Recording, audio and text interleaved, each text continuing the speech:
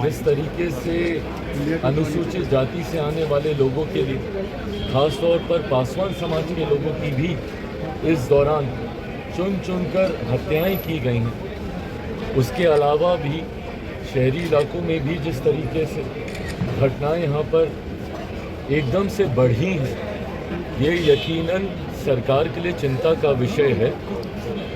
मुख्यमंत्री जी से भी ये आग्रह हम लोगों ने पुनः किया है कि इस बात को नियंत्रित करने की ज़रूरत है।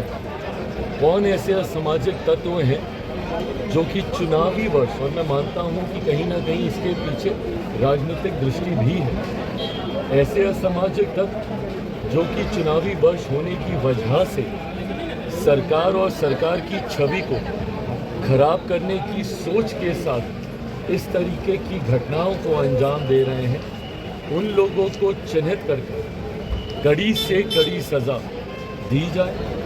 हम लोगों ने भी स्थानीय प्रशासन अलग अलग ज़िलों में जहाँ पर भी इस तरीके की घटनाएं हो रही हैं, वहाँ पर एसपी हो, स्थानीय प्रशासन के लोग हों, उनसे बात कर तुरंत ऐसे लोगों को चिन्हित कर कड़ी कार्रवाई करने का हम लोगों ने भी बात किया है।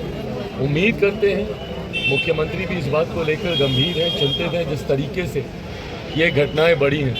उम्मीद हम लोग ज़रूर करते हैं कि भविष्य में कम से कम ये घटनाएं नियंत्रित हों। चिराग जी, आपने कहा कि राजनीतिक एंगल है, कोमल पासवान मामले में तो आपके पार्टी का नेता का नाम आरजेडी भी लगातार ले रही है, कार्रवाई भी हुई है, तो राजनीतिक मतलब क्या है इसका?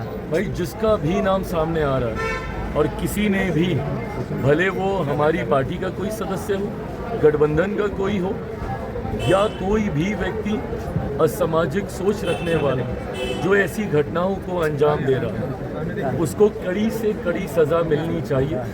किसी का भी संरक्षण किसी अपराधी के प्रति नहीं होगा। हम लोगों के पार्टी का प्रतिनिधि मंडल भी गया था जिस घटना का आप जिक्र कर कोमल पासवान, वहाँ पर हमारी पार्टी के सांसद जमुई से अरुण भारती जी, जो कि प्रदेश के प्रभारी भी हैं, वो भी गए थे। मुख्यमंत्री जी के संज्ञान में इस पूरे विषय को भी दिया गया है। मेरी खुद मुख्यमंत्री जी से बात हुई है। ऐसी घटनाओं में और इस तरीके की जितनी घटना है, जो भी दोषी है बख्शा कतई किसी को नहीं जाएगा। कड़ी से कड़ी सज़ा सबको होगी, बट हाँ, भविष्य में ऐसी घटना ना हो, इसको लेकर भी हम सब लोग चिंतित हैं, उसको लेकर भी हम लोग प्रयास कर रहे हैं। मुख्यमंत्री को नॉन सीरियस मुख्यमंत्री बताया जा रहा है। कहा जा रहा है कि मुख्यमंत्री अब सीरियस नहीं है, राष्ट्रगान पे हरकतें करते हैं और देशद्रोह का उन पे केस होना चाहिए। नॉन सीरियस मुख्यमंत्री, अपराधी घटनाएं हो रहे हैं और कुछ बोलते नहीं है। बिहार दिवस में 4 देखिए, मुख्यमंत्री को इस तरीके से व्यक्तिगत तौर पर उनके ऊपर आरोप लगाना, उनके बारे में बोलना, मैं नहीं मानता कि राजनीतिक दृष्टि में ये सही है। जब आप राजनीति में होते हैं, एक राजनीतिक दल हैं या राजनीतिक दल के आप प्रतिनिधि हैं, ऐसे में सरकार को नीतियों पे घेरिए ना। लॉ एंड ऑर्डर के विषय पे मैंने कहा ही कि भाई ये सरकार के लिए चिंता का विषय है। बिहार में हम लोग सरकार का हिस्सा नहीं है, हम लोग के पास वो संख्या नहीं है कि हम लोग सरकार का हिस्सा होते। हम लोग और मजबूती से अपनी बातों को हम लोग रखते हैं, जिस तरीके से केंद्र में हम लोग सरकार का हिस्सा है। पर हाँ, अगर कोई नीतिगत विषय पर आपको ऐतराज़ है, इन बातों को आप रखिए, मजबूती से रखिए। सरकार जवाब देने के लिए तैयार है, सरकार को जवाब देना भी होगा। पर ऐसे में मुख्यमंत्री के स्वास्थ्य को लेकर व्यक्तिगत आरोप प्रत्यारोप करना उनके ऊपर, मैं नहीं मानता कि ये सही है। मौलाना मदनी और कई मुस्लिम संगठन ने बाइकआउट किया है आपके और नीतीश कुमार के इफ्तार पार्टी का। आपका और सीएम नीतीश के दावते इफ्तार का बाइकआउट किया है। देखिए, मैं मदनी साहब का बहुत सम्मान करता हूँ, आदर करता हूँ। उनसे पुराने संबंध हम लोगों के रहे हैं। ऐसे में मैं जानता हूँ कि उनकी अपनी चिंताएं हैं, जिसको लेकर उन्होंने इस तरीके का फैसला लिया है। बहरहाल, मैं बस उनसे इतना कहूँगा कि जिनको उन्होंने मुसलमान समाज का संभवतः ठेकेदार बनना सही समझा है, क्या वो लोग उनके हितों का संरक्षण कर पा रहे हैं? हाँ, भले हमारे इफ्तार में मुस्लिम संगठनों को आप कहें कि भाई ना जाए, मुख्यमंत्री जी के इफ्तार में आप कहें कि वो ना जाए, चंद्रबाबू नायडू जी के इफ्तार में उनको कहें कि वो ना जाए, पर जो लोग राजद के इफ्तार में जा रहे हैं, बताएं कि इन लोगों ने क्या किया है मुसलमानों के लिए। इन लोगों से भी तो सवाल जवाब किए जाने चाहिए ना, जो अपने आप को सो कॉल्ड मुसलमानों का ठेकेदार समझते हैं, उनके हितों के संरक्षण करने वाला समझते हैं। पूछा तो इनसे भी जाना चाहिए कि लंबे समय से सत्ता का हिस्सा ये लोग रहे, क्या मुसलमानों की स्थिति में सुधार आ गया? लंबे समय से राजद जैसी पार्टियां, सपा जैसी पार्टियां जो अपने अपने राज्यों में सत्ता में रही, क्या किया इन लोगों ने मुसलमानों के लिए?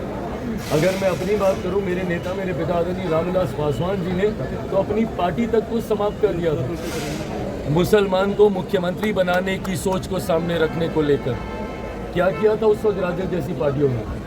बहरहाल मैं मंत्री साहब का आदर करता हूं और उन्होंने ये कहा है मेरे सराखों पर उनको भी कम से कम इन बातों को देखना चाहिए कि जिन लोगों को आप अपना हितैषी समझते हैं, मौका आने पर वो क्या करते हैं आपके लिए और आपके समाज के लिए। आपने लोकसभा चुनाव में कितने मुस्लिमों को टिकट दिया था? सुशांत सिंह राजपूत मामले में सीबीआई ने मैटर को डिस्क्लोज कर दिया गया है पूरी तरीके से। सीबीआई के द्वारा क्लोजर रिपोर्ट सबमिट कर दी गई और जिसमें अंतोगत्वा सुसाइड ही बताया गया है। बहरहाल ये जांच प्रक्रिया का हिस्सा रहा है। तथ्यों के आधार पर सीबीआई के द्वारा संभवतः ये क्लोजर रिपोर्ट सबमिट की गई है। जिस वक्त ये घटना घटी थी उस वक्त भी मैंने कहा था कि अगर समय बीतता है और जल्द कार्रवाई नहीं होती, संभव तथ्यों के साथ छेड़खानी की जाती है, उनको मिटाने का, उनको बदलने का प्रयास किया जाता है। उस वक्त भी मैंने आग्रह किया था कि हम लोगों को जल्द से जल्द सीबीआई को ये केस सौंपना चाहिए। स्थानीय प्रशासन पर कई तरीके के सवाल उस वक्त खड़े हो रहे थे।